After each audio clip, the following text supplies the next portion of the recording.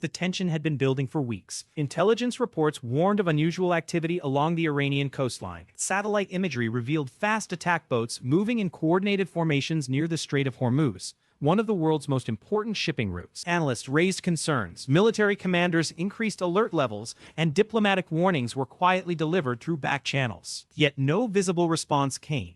Then, without warning, the crisis began. In the darkness of the early morning hours, a commercial oil tanker moving through the strait suddenly shook violently. A massive explosion erupted beneath its hull. Metal tore apart, water rushed into the vessel, and flames quickly spread across the deck. Emergency distress signals flooded maritime communication channels as nearby ships changed course to avoid the growing oil slick spreading across the water. The message was clear. Mines had been placed beneath one of the world's most critical waterways. The Strait of Hormuz had become a battlefield. Within minutes, military forces across the region responded. On the deck of a U.S. aircraft carrier, crews moved with practiced efficiency. Pilots received mission briefings while maintenance teams completed final inspections. Fuel lines disconnected, engines roared to life, and aircraft prepared for launch. 2 electronic warfare aircraft accelerated into the night sky. Their mission was not to attack directly, but to blind enemy defenses. As they climbed to operational altitude, powerful jamming systems activated. Invisible waves of electronic interference spread across the region. The effects were immediate. Along the Iranian coastline, radar operators watched their screens fill with noise. Tracking data disappeared. Signals became distorted. Years of carefully constructed radar coverage suddenly struggled to identify real targets. Operators adjusted frequencies and attempted to restore situational awareness as confusion spread throughout the defense network. However, the radar crews reacted quickly. Advanced systems automatically switched frequencies in an effort to overcome the interference. After several tense minutes, one radar site briefly regained contact with a target. A missile battery commander immediately received authorization to engage. Seconds later, a surface-to-air missile launched into the night. Its mission was simple: destroy the aircraft responsible for the jamming operation. But American planners had anticipated this response. Several fighter aircraft were already airborne, waiting for exactly this moment. The instant hostile radar emissions appeared, onboard sensors detected them. Target coordinates were calculated automatically. Within moments, anti-radiation missiles streaked toward the coastline. Unlike traditional weapons, these missiles do not chase aircraft or ships. They hunt radar signals themselves. The missiles climbed high before diving toward the source of the emissions at tremendous speed. Alarm systems activated across multiple coastal installations. Understanding the danger, radar operators quickly shut down their equipment in an attempt to avoid detection. But it was already too late. Modern anti-radiation missiles can remember the exact location of radar transmissions. Even after the systems went silent, the missiles continued toward their targets. Moments later, explosions erupted across several coastal positions. Radar vehicles vanished beneath fireballs. Command shelters collapsed. Critical equipment representing years of investment was destroyed within seconds. The coastal defense network began to unravel. With radar coverage degraded, the fast attack boats responsible for laying the mines lost their protective umbrella. Their commanders attempted to retreat toward coastal waters, hoping proximity to shore would discourage attacks. Instead, surveillance assets immediately locked onto them. High above the battlefield, reconnaissance drones tracked every movement. Infrared sensors detected engine heat signatures with remarkable clarity. Every vessel, every course change, and every maneuver was monitored in real time. Soon, precision strikes began. A guided missile detached from a drone and descended toward one of the lead boats. Seconds later, it struck near the vessel's engine compartment. The explosion destroyed the craft instantly, scattering debris across the water. Nearby crews watched in shock and immediately attempted evasive maneuvers. It made little difference. Additional precision-guided weapons were already approaching. One after another, vessels were hit with devastating accuracy. A hovercraft attempting to reach a concealed coastal shelter was destroyed before reaching safety. Other boats launched missiles in desperation, hoping to force the attackers back. Electronic warfare aircraft quickly responded. Powerful jamming systems disrupted missile guidance, causing incoming weapons to lose target information. Some drifted harmlessly away. Others crashed into the sea far from their intended targets. The defenders were losing the ability to coordinate an effective response. With missile threats neutralized, fighter pilots shifted tactics. Rather than using expensive precision weapons against remaining small targets, they descended and employed onboard cannons. Streams of high-speed rounds tore across the water. Damaged vessels sank. Others were abandoned by their crews. Within a short period of time, the mine-laying force had effectively ceased to exist as a combat-capable formation. Yet military planners understood that the operation was far from over. Destroying the boats addressed only the immediate threat. The facilities supporting them, the bases, command centers, fuel depots, and logistical infrastructure remained intact. Attention now turned toward the mainland. With the naval strike force shattered and the mine-laying operation effectively neutralized, military commanders shifted their attention toward a much larger objective. The threat at sea had been contained, but the infrastructure responsible for supporting those operations remained intact. If future attacks were to be prevented, that infrastructure had to be eliminated. Along the coastline stood one of the region's most important naval facilities. Protected by reinforced concrete, natural terrain, and layers of defensive planning, the command complex served as the operational center for maritime forces in the area. For years, military analysts considered it one of the most secure installations in the region.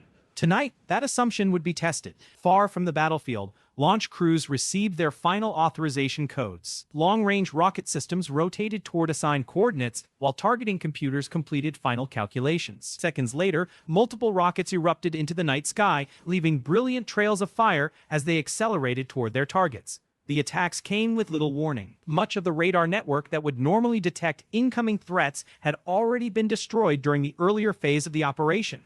As a result, many personnel inside the targeted facilities continued their routine duties, unaware that precision-guided weapons were already racing toward them. The first impacts struck fuel storage areas. Massive explosions ripped through rows of tanks, sending enormous fireballs into the sky. Shockwaves rolled across the coastline as secondary explosions followed. Fuel reserves accumulated over months disappeared within minutes. Flames spread rapidly throughout the facility, while power failures and damaged communication systems began disrupting operations.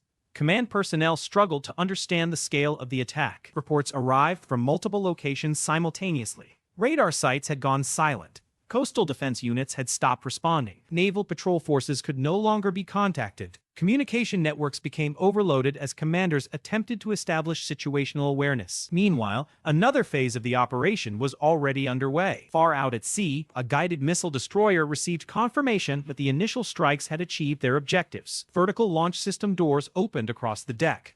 Moments later, cruise missiles emerged from their launch cells and accelerated toward the coastline. Unlike ballistic missiles, these weapons traveled at low altitude. Using advanced terrain-following guidance systems, they flew beneath radar coverage while weaving around natural obstacles. Their routes had been carefully planned to maximize surprise and minimize detection. After traveling hundreds of kilometers, the missiles approached the coast. As they neared their targets, the attack divided into multiple coordinated strike packages. Some missiles headed toward dock facilities used for maintenance and resupply operations. Others targeted logistical centers, fuel distribution networks, maintenance workshops, and command infrastructure. The impacts arrived almost simultaneously. Concrete piers shattered beneath powerful explosions.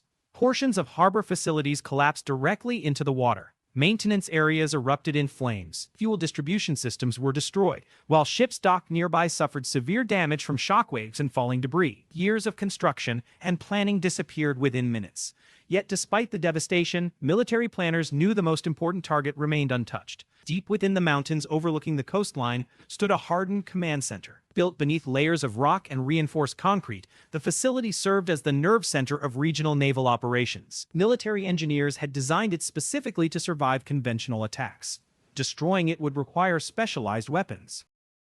Stealth aircraft were assigned the mission. Flying along carefully planned routes, the aircraft approached the target area while remaining largely undetected. Their low observable design and the destruction of much of the surrounding radar network significantly reduced the chances of interception. As they neared the objective, encrypted data links delivered final targeting information. Weapon bay doors opened. Specialized bunker-penetrating munitions separated from the aircraft and began descending toward the mountain. The first impact blasted away surface rock, creating an opening for follow-up strikes. Seconds later, another weapon struck nearly the same location. Additional impacts followed in rapid succession. Each strike penetrated deeper into the hardened structure. The mountain absorbed enormous punishment, but the cumulative effects became impossible to contain. Cracks spread through underground tunnels and reinforced chambers. Shockwaves traveled through the complex, damaging equipment and severing communications. Then came the decisive moment. A massive explosion erupted from deep within the facility. Fire and debris burst outward through newly created fractures in the mountainside. The ground shook as sections of the command center collapsed. Communication links vanished. operational control was lost. The facility that had coordinated regional naval activities for years ceased functioning within minutes. As dawn approached, surveillance aircraft began assessing the results of the operation. Live video feeds transmitted detailed imagery back to commanders monitoring events from hundreds of kilometers away. The damage was extensive. Radar installations lay in ruins. Fuel depots burned uncontrollably. Dock facilities had been shattered. Command centers were either heavily damaged or completely destroyed. The naval infrastructure supporting the original mining operation had been crippled. Yet one major challenge remained. The Strait of Hormuz itself was still contaminated with mines. Even though the forces responsible for placing them had been eliminated, commercial shipping could not safely resume until the waterway was cleared. The task now shifted from combat operations to mine-clearing efforts. Specialized vessels entered the area under heavy protection. Using advanced sonar systems, crews began scanning the seabed for hidden explosives. The process was slow and extremely dangerous. Every contact had to be carefully identified before any action could be taken. One by one, underwater mines were located. Remotely operated vehicles approached the devices and attached small demolition charges. After retreating to a safe distance, operators triggered controlled detonations. Columns of water erupted into the air. Each explosion removed another obstacle from the shipping lane. Gradually, the invisible threat that had triggered the entire crisis began disappearing beneath the surface. By the time the sun climbed above the horizon, large sections of the strait had already been declared safe for navigation. Commercial vessels waiting nearby prepared for the possibility of resuming normal operations. For the first time since the initial attack, signs of stability were beginning to return. But the consequences of the night's events were only beginning to unfold. As the sun rose over the Strait of Hormuz, smoke still hung across the horizon. Fires continued burning at several locations along the coastline, while damaged infrastructure sent dark columns of smoke high into the morning sky. The immediate battle was over, but its consequences were only beginning to emerge. Mine-clearing operations continued throughout the day. Specialized teams carefully searched the shipping lanes, locating and neutralizing remaining explosives one by one. Every successful detonation brought the region closer to restoring normal maritime traffic. Gradually, commercial shipping routes reopened, allowing vessels stranded by the crisis to resume their journeys. For global markets, the reopening of the strait was a significant relief. The narrow waterway carries a major portion of the world's energy exports, and even a brief disruption can create uncertainty across international markets. The successful clearance operation prevented a longer shutdown that could have affected economies far beyond the Middle East. Yet the military significance of the conflict extended far beyond the damaged ships and destroyed facilities. Defense analysts around the world immediately began studying the engagement in detail. One lesson stood out above all others: the decisive role of electronic warfare and anti-radiation missiles. For decades, air defense networks had been built around radar systems designed to detect, track, and engage incoming threats. Those systems remained essential, but the battle demonstrated a difficult reality.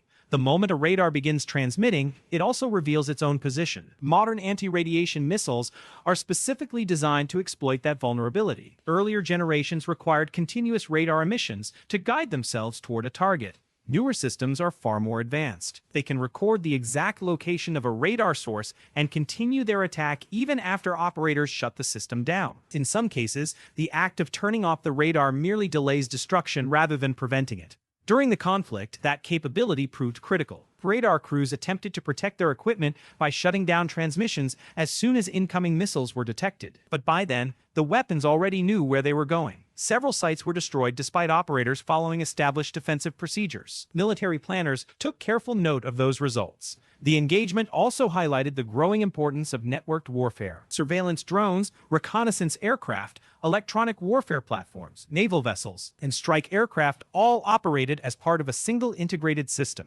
Information gathered by one platform could be transmitted instantly to another, allowing decisions to be made and executed within seconds. That level of coordination dramatically reduced reaction times and increased operational effectiveness. At the same time, the conflict served as a warning about how rapidly regional tensions can escalate. What began with a single attack on a commercial tanker quickly expanded into a large-scale military confrontation involving naval forces, aircraft, missile strikes, electronic warfare systems, and strategic infrastructure. The speed of escalation surprised observers around the world. Diplomatic officials immediately began working to prevent further violence. Emergency meetings were held in multiple capitals. International organizations called for restraint. Regional governments increased security measures while monitoring the situation closely. Even as political leaders searched for solutions, recovery efforts continued. Rescue teams assisted damaged vessels. Engineers assessed destroyed infrastructure. Environmental specialists began evaluating the effects of oil spills, burning fuel, and damaged industrial facilities. Some of those consequences would take years to fully understand. For military historians, however, the battle offered another reminder of a lesson repeated throughout history. Technology continues to evolve, but strategic choke points remain critically important. The Strait of Hormuz has long been one of the world's most significant waterways, and events once again demonstrated how instability in a single location can influence global security, economics, and diplomacy. By late afternoon, the waters that had witnessed intense conflict only hours earlier appeared calm. Ships moved cautiously through cleared lanes. Patrol aircraft continued monitoring the region, while naval forces maintained a visible presence to discourage further attacks. On the surface, stability seemed to be returning. But beneath that calm remained unanswered questions about the future.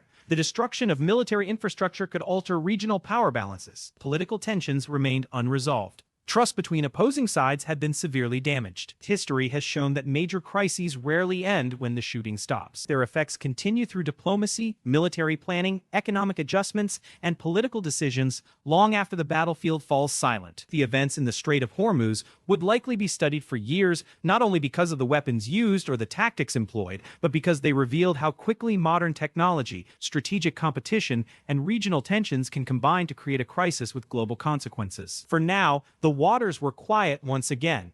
The mines were gone. The shipping lanes had reopened. The battle had ended. But as countless conflicts throughout history have demonstrated, periods of calm do not always guarantee lasting peace. Sometimes they simply mark the end of one chapter and the beginning of another. And whatever comes next may prove just as significant as the events that unfolded during that extraordinary night.